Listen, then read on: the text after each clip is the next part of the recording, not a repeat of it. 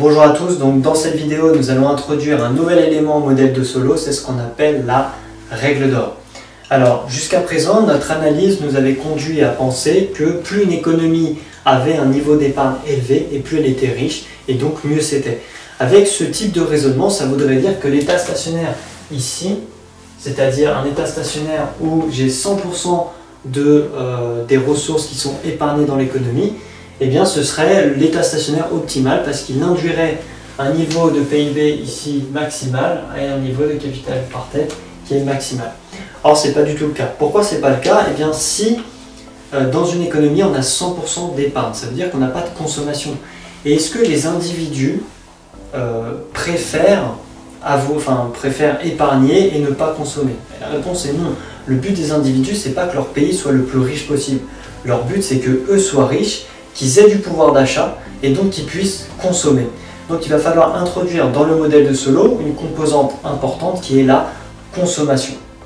Alors la consommation, on va la retrouver dans les autres vidéos, on va plus détailler la règle d'or, mais ça signifie que lorsque j'ai mon diagramme de Solow ici, je vais forcément avoir un état stationnaire dit optimal qui va induire un niveau de consommation pour chaque individu qui est maximal. Cet état stationnaire, on ne sait pas encore où il est. Il est quelque part, mais on sait que c'est déjà pas celui-là. On sait qu'il va être quelque part par là et on va le trouver dans les autres vidéos. Mais admettons qu'il soit par exemple ici, eh bien ce niveau de consommation maximale pour les individus est induit par un niveau de capital par tête qu'on va appeler K-OR. Parce que ce niveau de capital est régi par la règle d'or. Alors là ça peut paraître un peu ambigu tout ce que je viens de vous dire. Nous on va dans les prochaines vidéos pousser l'analyse de la règle d'or, mais ce qu'il faut bien comprendre c'est que le but d'une économie n'est pas d'épargner au maximum pour avoir le plus grand PIB. Son but c'est que sa population soit contente et pour qu'elle soit contente il faut qu'elle consomme un maximum. Et donc on va chercher dans les prochaines vidéos le prochain état stationnaire sur le diagramme de Solow qui va induire une consommation qui va être maximale. Alors avant de refermer cette vidéo, j'aimerais faire une petite parenthèse mathématique. Donc si vous êtes juste là pour l'intuition, vous pouvez arrêter cette vidéo, c'est terminé. Si jamais vous êtes en études d'économie, on va forcément vous demander la formule de la consommation dite optimale à l'état stationnaire. Donc cette formule, soit on la prend par cœur, soit on peut la retrouver avec un petit raisonnement. Donc j'aimerais vous montrer ce petit raisonnement.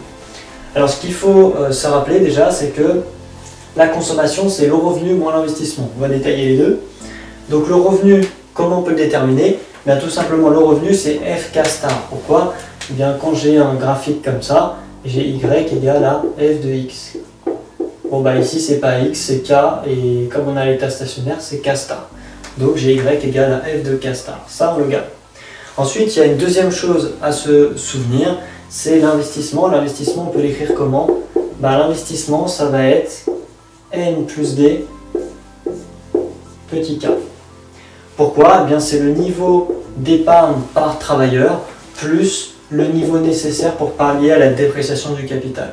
Une fois que j'ai ça, eh bien, je peux insérer Y et I dans C et j'obtiens la formule suivante, qui est la formule qu'il faut potentiellement apprendre par cœur, C star qui va être égal à F de K